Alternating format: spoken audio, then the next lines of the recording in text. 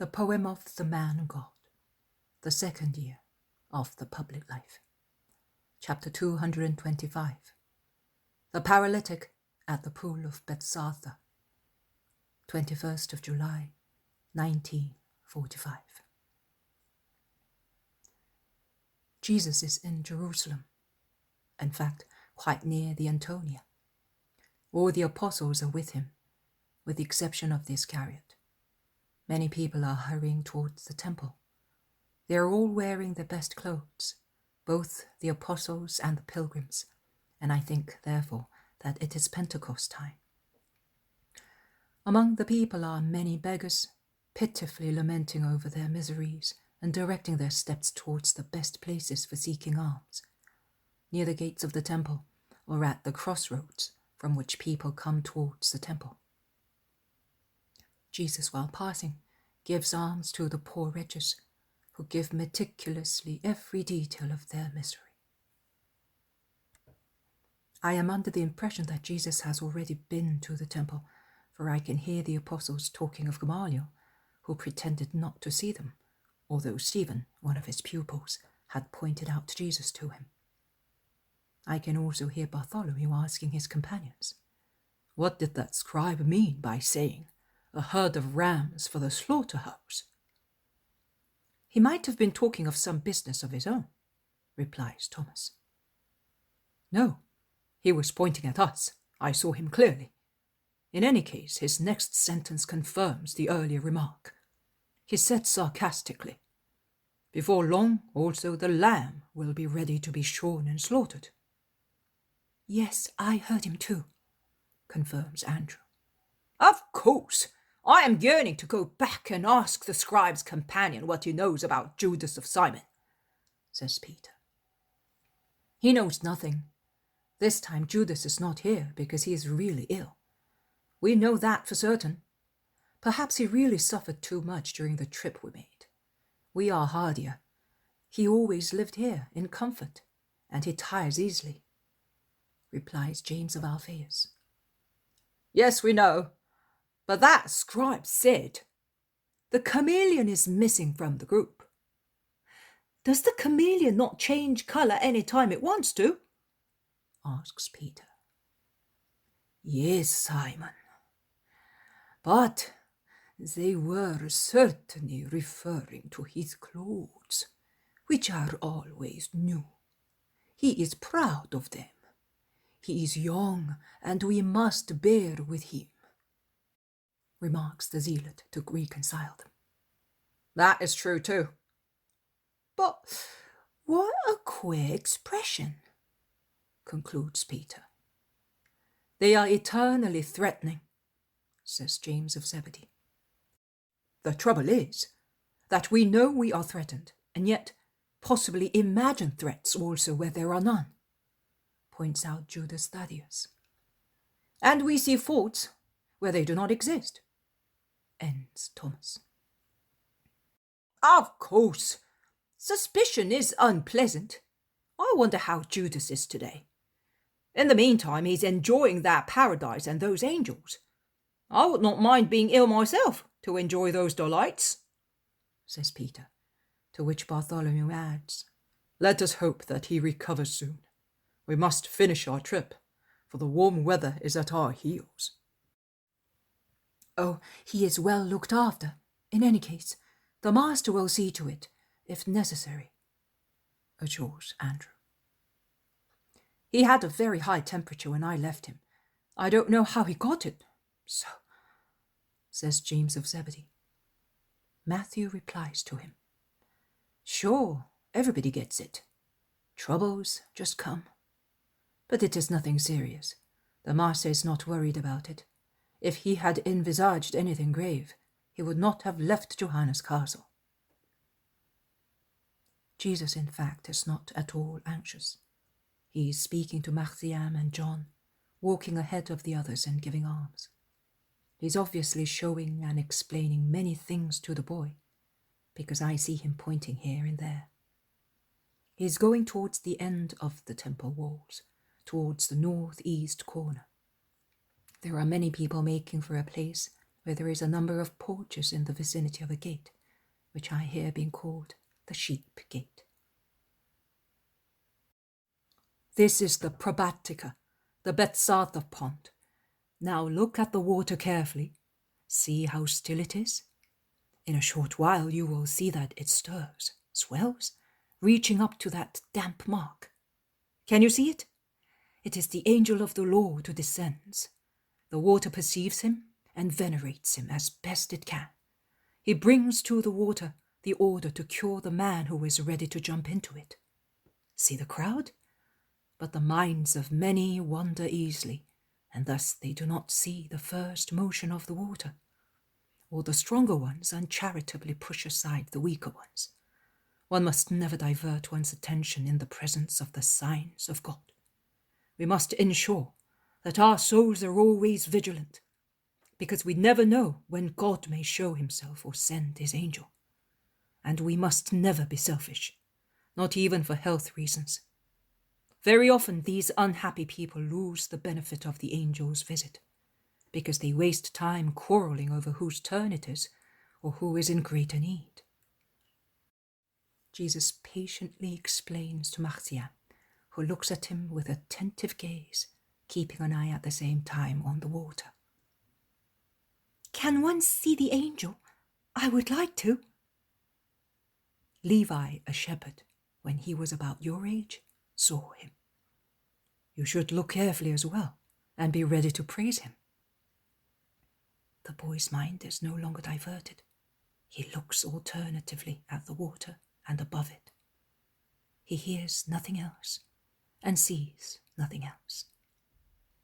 Jesus, in the meantime, looks at the small group of invalids, blind people, cripples, paralytics, who are waiting. The apostles are also watching carefully. The sunshine causes play of light on the water and invades like a king of the 5 porches encircling the pond. There, trills Marcia. The water is rising. It is moving. It shines. How bright! The angel! And the boy kneels down. In fact, the water, in its motion in the pond, seems to be raised by a sudden huge wave, swelling up to the edge of the pond, and it shines like a mirror in the sun, a dazzling flash for a moment. A lame man is ready to dive into the water, and he comes out shortly afterwards with his leg, previously contracted and marred by a large scar, completely cured. The others complain and quarrel with him, stating that, after all, he was not unable to work, whereas they are, and they continue arguing. Jesus turns round and sees a paralytic lying in his little bed and weeping.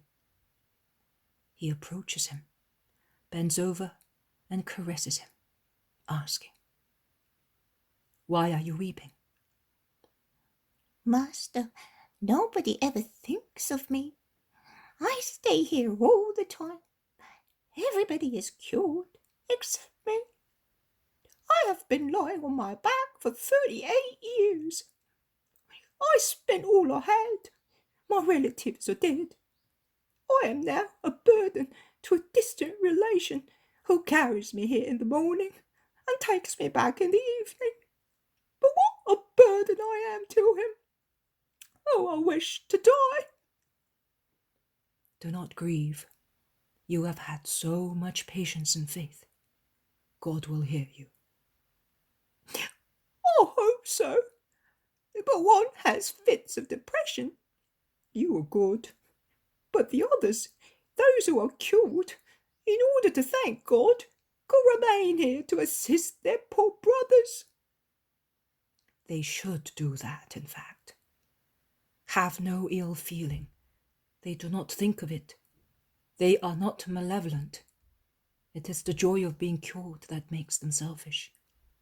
Forgive them. You are kind. You would not do that. When the water moves, I try to drag myself over there with my hands. But there is always someone who precedes me, and I cannot stay near the edge, because they would trample on me. and even if I stayed there, who would lower me into the water? If I had seen you before, I would have asked you. Do you really want to be cured? Then stand up, take your bed and walk.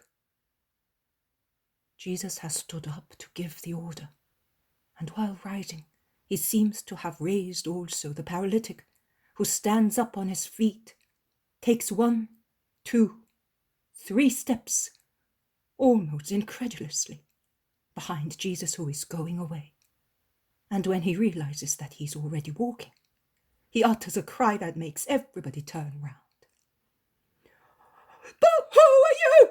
In the name of God, tell me, are you perhaps the angel of the Lord? I am more than an angel.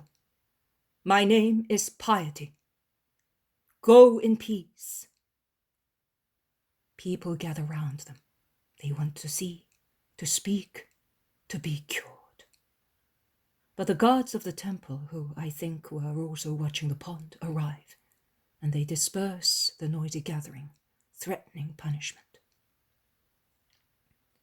The paralytic picks up his litter, 2 bars fitted with 2 pairs of small wheels and a piece of torn cloth nailed on them, and he happily goes away, shouting to Jesus, I will find you! I will not forget your name or your face! Jesus, mingling with the crowd, goes away the opposite direction, towards the walls. But he has not yet gone through the last porch when he is caught up by an excited group of Jews of the worst castes, who seem to be blown by a furious wind, and are all urged by the same desire to insult Jesus. They look, they search, they scan people's faces, but they are not successful in finding out who it really is. And Jesus goes away, while they, disappointed as they are, following the information of the guards, rush at the poor but unhappy man who has just been cured, and they reproach him, saying, Why are you taking this bed away? It is the Sabbath. You are not allowed. The man looks at them and says, I know nothing. I know that he who cured me said to me, Take your bed and walk. That's all I know. He must certainly be a demon, because he ordered you to violate the Sabbath. What was he like? Who was he? A Judean? A Galilean? A proselyte? I don't know. He was here. He saw me weeping, and he approached me. He spoke to me, and he cured me. He went away holding a boy by the hand. I think it was his son, because he's old enough to have a son of that age. A boy? Well, it is not he. What did he say his name is? Did you not ask him? Don't tell lies. He told me that his name is Piety. You are a fool. That is not a name. The man shrugs his shoulders and goes away. The others say, It was certainly he. Hananiah and Zacchaeus, the scribes, saw him. But he has no children. And yet it is he. He was with his disciples. Judas was not there. He is the one we know well. The others might be anybody. No, it was them. And they continue arguing while the porches become crowded once again with sick people. Jesus enters the temple again on another side, the western side, which faces the town. The apostles follow him. Jesus looks around, and at last sees him whom he is looking for, Jonathan, who, in turn, was looking for Jesus. He is better, Master. His temperature is going down. Your mother says that she hopes to come by next Sabbath. Thank you, Jonathan. You were punctual. Not very, as Maximinus of Lazarus kept me. He is looking for you. He has gone to Solomon's porch. I will go and meet him. Peace be with you, and take my peace to my mother and the women disciples, and also to Judas. And Jesus walks fast towards Solomon's porch, where in fact he finds Maximinus. "Lazarus heard that you were here. He wishes to see you and tell you something important. Will you come?" "Of course I will, and soon. You can tell him to wait for me during the week." Maximinus goes away after a few more words. "Let us go and pray again, since we came back so far," says Jesus, and he directs his steps towards the hall of the Hebrews. But when he is near it, he meets the cured paralytic, who has gone to thank the Lord. The happy man sees Jesus among the crowd, greets him joyfully, and tells him what happened at the pond after he left. And he concludes, "Then a man who was surprised to see me here and completely cured told me who you are. You are the Messiah, are you not?" "I am. But also, if you had been cured by the water, or by any other power, you would still have the same duty towards God. That is, to make use of your health for good work. You are cured. Go, therefore, and resume your activity in life with good intentions, and do not sin any more, so that God may not have to punish you more severely. Goodbye. Go in peace." "I am old. I know nothing, but I would like to follow you and serve you. Do you want me?" "I reject no one. Think about it before coming, and if you make up your mind, come." "Where? I do not know where you're going." "I move about the world. You will find my disciples everywhere, and they will send you to me. May the Lord enlighten you for the best." Jesus now goes to his place and prays. I do not know whether the cured man has gone spontaneously to the Judeans, or the latter, being on the lookout, have stopped him to find out whether the man who was speaking to him was the one who had cured him. I know that the man speaks to the Judeans and then goes away, while they come towards the steps that Jesus must come down to go through the other yards and go out of the temple. When Jesus arrives, they say to him abruptly, without greeting him, "So, you continue to violate the Sabbath, notwithstanding you have been reprimanded so many times, and you expect to be respected as the messenger of God?" "Messenger, much more, as son, because God is my Father.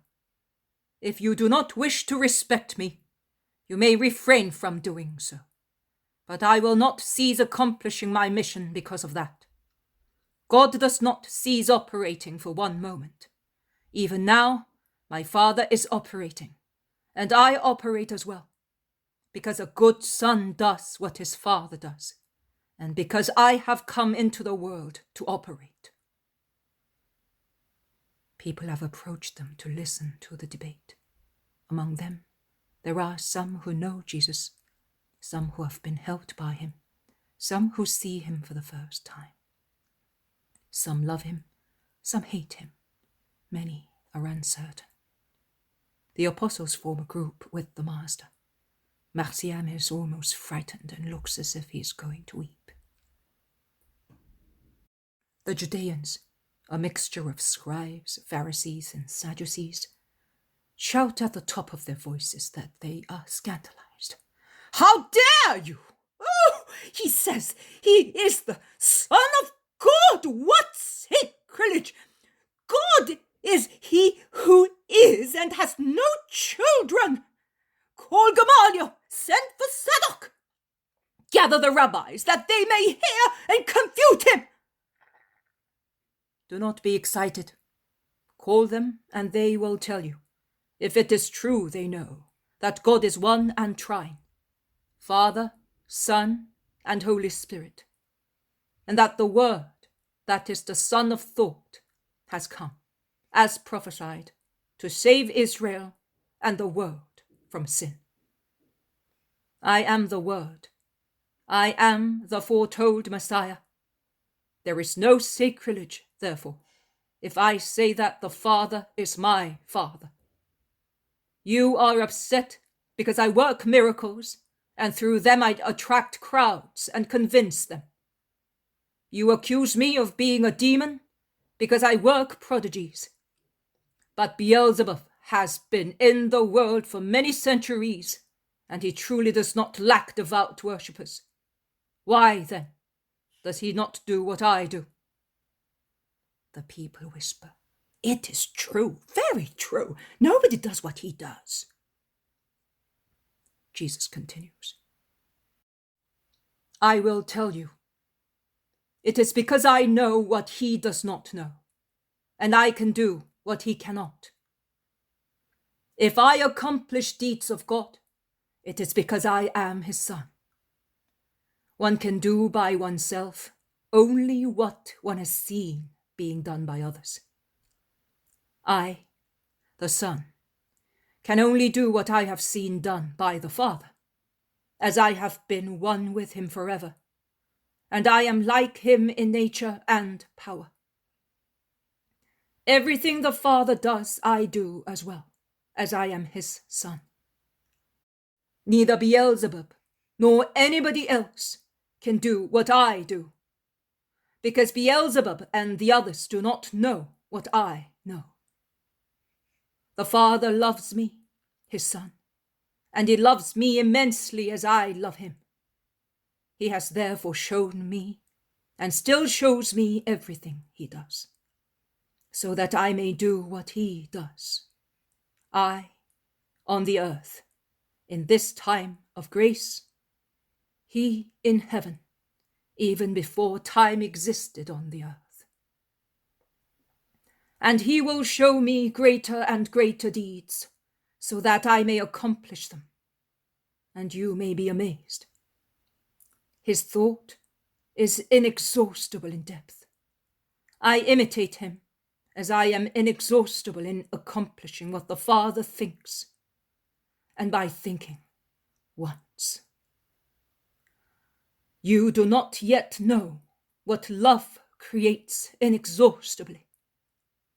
We are love, and there is not limit for us, and there is nothing that cannot be applied to the three grades of man: the inferior, the superior, the spiritual grades. In fact, as the Father raises the dead and gives them life, I, the Son, can likewise give life to whomsoever I wish. Nay, because of the infinite love the Father has for his Son, I can not only give life to the inferior parts, but also to the superior one, by freeing the minds and hearts of men from mental errors and evil passions.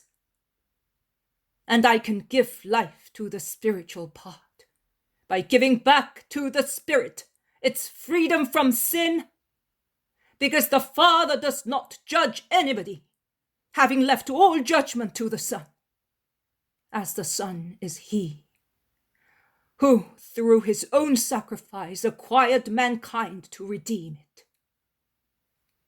And the Father does that according to justice, because it is just that he who has purchased with his own money should be given what he purchased, so that everybody may honor the Son, as they already honor the Father.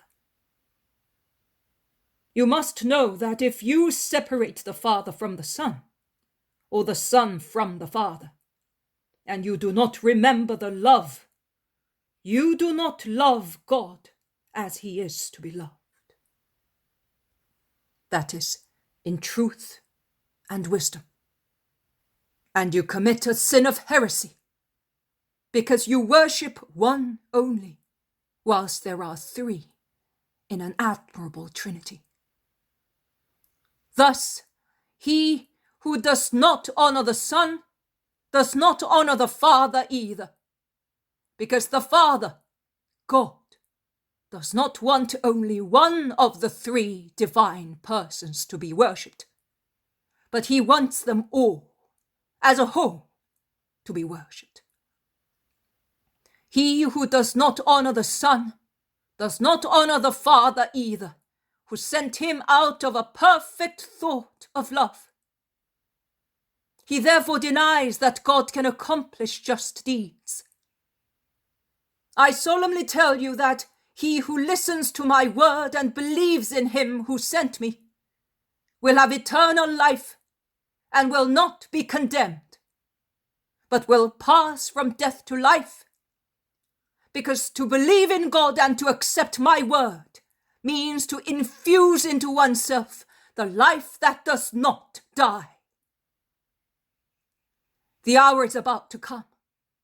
Nay, it has already come for many, when the dead will hear the voice of the Son of God, and whoever hears its vivifying sound in the depth of his heart shall live. Scribe, what are you saying? I am saying that the dead can no longer hear anything, and that you are mad. Heaven will persuade you that it is not so, and that your knowledge is nothing as compared to God's. You have humanized supernatural things to such an extent that you give words only an immediate and earthly meaning. You have taught the Haggadah according to fixed formulae, your formulae, without any effort to understand the allegories in the true meaning. And now, since your souls are tired of being urged by a human mentality, which crushes your spirits, you do not even believe what you teach. And that is the reason why you can no longer fight against occult powers. The death of which I am speaking is not the death of the flesh, but of the soul. People will come who will listen to my word with their ears, will accept it in their hearts, and will practice it. Even if their spirits are dead, they will receive life again, because my word is life that will be infused into them. And I can give it to whomever I wish, because in me there is perfect life. As the Father has in himself perfect life, so also the Son had from the Father in himself perfect, complete, eternal, inexhaustible, transfusible life. And with life, the Father gave me power to judge, because the Son of the Father is the Son of Man, and he can and must judge man. And do not be amazed at this first resurrection, the spiritual one, which I work by my word. You will see stronger ones, which will appear stronger to your dull senses, because I solemnly tell you that there is nothing greater than the invisible, but real resurrection of a spirit. The hour will soon come when the voice of the Son of God will penetrate tombs, and those who are in them will hear it. And those who did good actions will come out of them to go to the resurrection of eternal life, and those who did evil deeds will go to the resurrection of eternal damnation. I do not say that I will do that by myself, by my own will, but by the will of the Father joined to me. I speak and judge according to what I hear, and my judgment is correct, because I do not seek my own will, but the will of him who sent me. I am not separated from the Father. I am in him, and he is in me, and I know his thought, and I express it in word and action. What I testify on my own behalf cannot be accepted by your incredulous spirits, which refuse to see in me anything but a man like yourselves. But there is another one who testifies on my behalf, whom you say you venerate as a great prophet. I know that his testimony is true, but although you say that you venerate him, you will not accept his testimony, because it differs from your thought, which is hostile to me. You do not accept the testimony of the just man, of the last prophet in Israel, because with regard to what you do not like, you say he is only a man and can be mistaken. You sent messengers to interrogate John, hoping he would say of me what you wanted, what you think of me, what you want to think of me. But John gave his testimony to the truth, and you could not accept it. Because the prophet says that Jesus of Nazareth is the Son of God. You are saying in the secret of your hearts, as you are afraid of the crowds, that the prophet is insane as Christ is.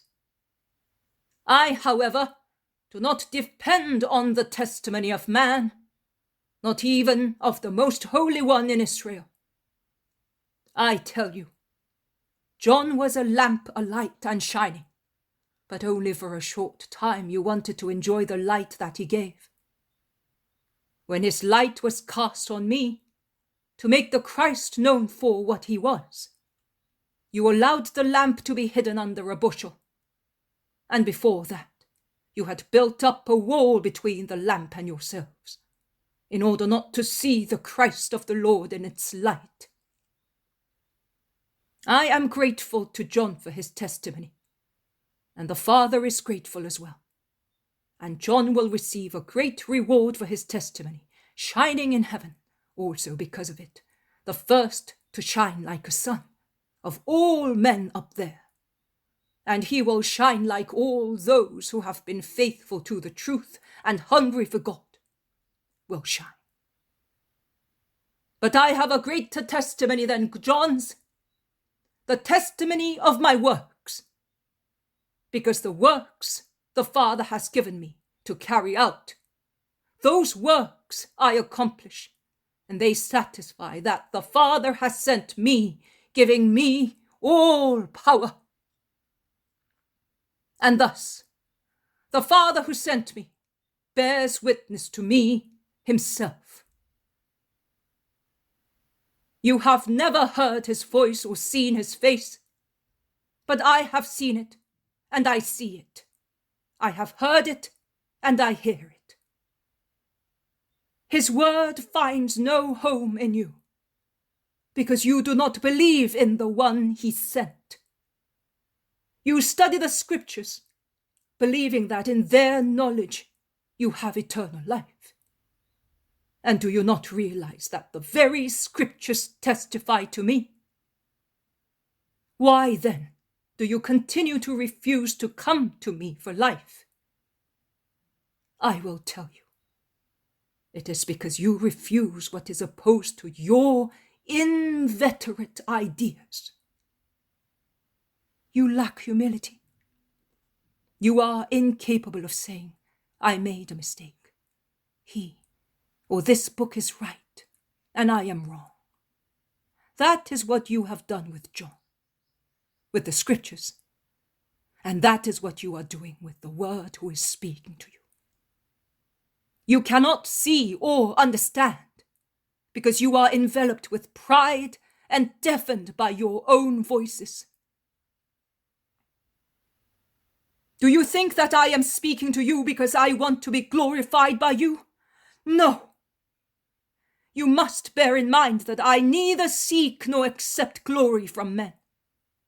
What I seek and want is your eternal salvation. That is the glory I seek. My glory as Savior cannot exist unless I have souls that have been saved. And the greater their number, the greater my glory, which is to be given to me by the souls saved and by the Father, the most pure Spirit. But you will not be saved. I know you for what you are. You have no love for God. You are without love. And that is the reason why you do not come to the love speaking to you. And thus you will not enter the kingdom of love. You are not known there. The Father does not know you. because you do not know me, who am in the Father. You do not want to know me. I have come in the name of my Father, and you refuse to accept me, whereas you are willing to accept anyone who comes in his own name, providing he says what is agreeable to you. You say that you are faithful souls. No, you are not. How can you believe when you beg glory of one another, and you do not seek the glory of heaven, which proceeds only from God? The glory of heaven is truth, and not a matter of worldly interests, which end here on the earth, and attract only the vicious humanity of Adam's degraded children. I will not accuse you before the Father. You can be sure of that. There is already one who will accuse you, Moses, in whom you hope. He will reproach you for not believing in him, because you do not believe in me, as he wrote about me. But you do not acknowledge me by what he wrote. You do not believe in the words of Moses, the great prophet in whose name you swear. Thus, how can you believe in my words, in the words of the Son of Man, in whom you have no faith? From a human point of view, that is logical. But here, we are in a spiritual sphere, and your souls are at stake. God scrutinizes them in the light of my works, and he compares your actions with what I have come to teach you. And God judges you. I am going away. You will not see me for a long time. But do not consider that as a triumph of yours. On the contrary, it is a punishment. Let us go. Jesus pushes his way through the crowd. Some of the people remain silent. Some express their approval, but only in a whisper for fear of the Pharisees. And they go away.